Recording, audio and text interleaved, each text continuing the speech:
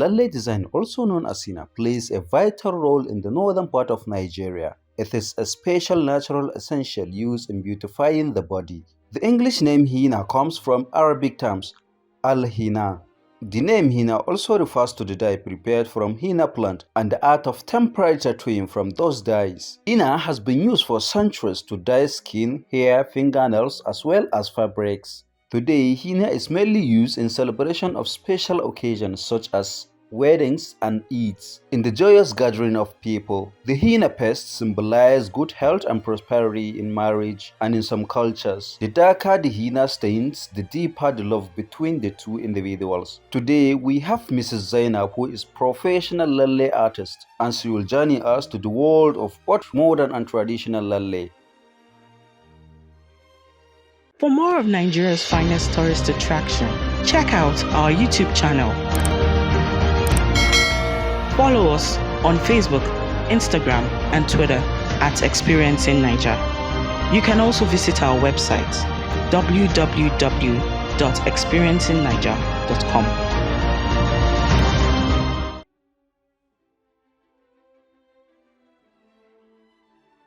Sunana Malama Zainab Aliyu.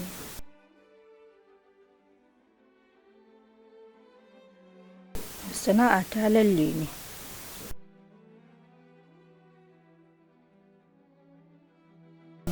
To, gaskiya zan kai shekara 6 zuwa 7 ma dai.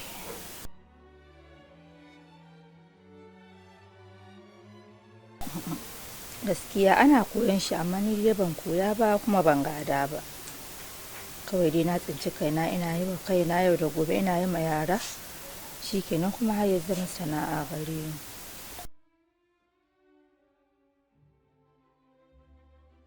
To, ya akwai a cikin yara akwai wadda muke tare da ita.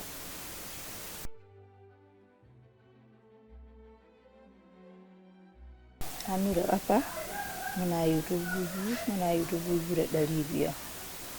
Ya danganta da yadda kake so.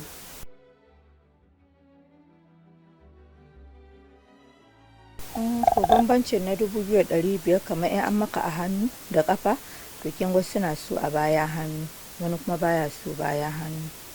To wanda za a mi baya hannu shine zai bada 2500, wanda kuma za a mi cike da yatsu shine zai bada 2000.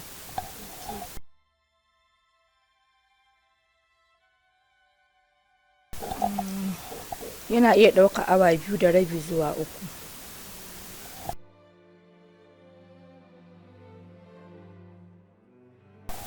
To gaskiya ya danganta da cin lallenka. In kana cin lalle wani zai mai sati 3, wani ma zai mai 4. In kana da kamun lalle ba.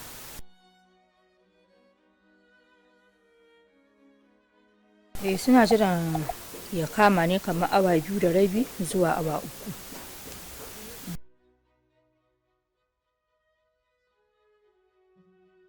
To ake san ba a rasa ƙalubale ga rayuwa. Haka take. Ƙalubalen zan fuskanta mafi yawanci irin lokacin sallah haka mutane sun yi yawa. Za ki ga irin wani ya ce ai shi ya riga wannan, wannan ya ce ani na zo na jira layi ne na je in dawo. To gaskiya shine babban ƙalubalen da nake fuskanta irin 'yan mutane suka yi yawa haka.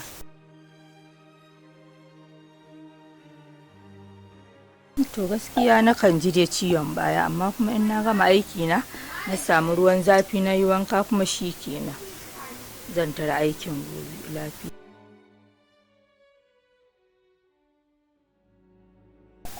Gaskiya nawa dai bai da matsala. Mafi yawanci in kin ga sami matsala za ki ga an haɗa abubuwa da yawa, to kuma ke san wani abun baya haɗuwa da wani. To amma nawa gaskiya ban cika yi mai irin waɗannan haɗe-haɗen ba, kin ma ga yadda na haɗa shi a gabanki.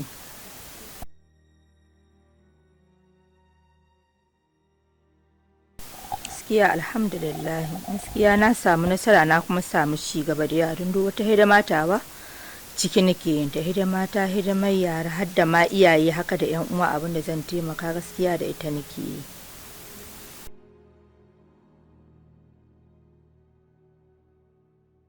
Karkar ne na lalli ba, muna shafa shi ne bayan mun ƙara lalle, shi ne ke sa lalle ya ƙara fitowa haka da duhun shi.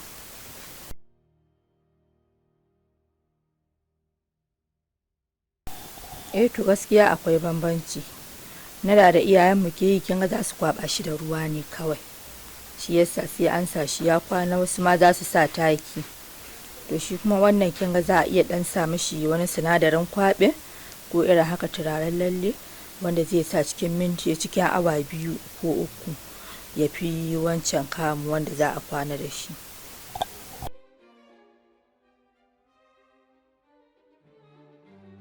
To shawarar da zan ba mata haka su kama sana'a ta hannu.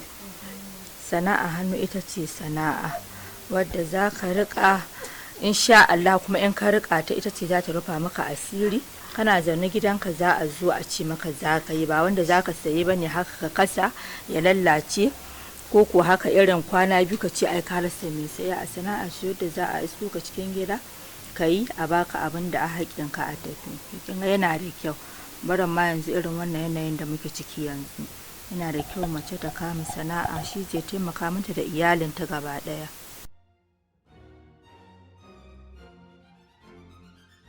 Akwai na salatif, shi ne ja na gargajiya, akwai kuma baƙi na fulawa haka wanda ake zanawa, ya danganta da yadda mutum ke so. It is known in this part of the world that henna differentiates the hand of newborn babies. It identifies gender, that is traditional henna. What is Arewa Lady without lalle? Many celebrities from other parts of the country has joined the trend. Henna has united people more than just religion, tradition and tribes. It is more like anything now. For more of Nigeria's finest tourist attraction, check out our YouTube channel. Follow us on Facebook, Instagram and Twitter at Experiencing Naija. You can also visit our website www.experiencingnaija.com.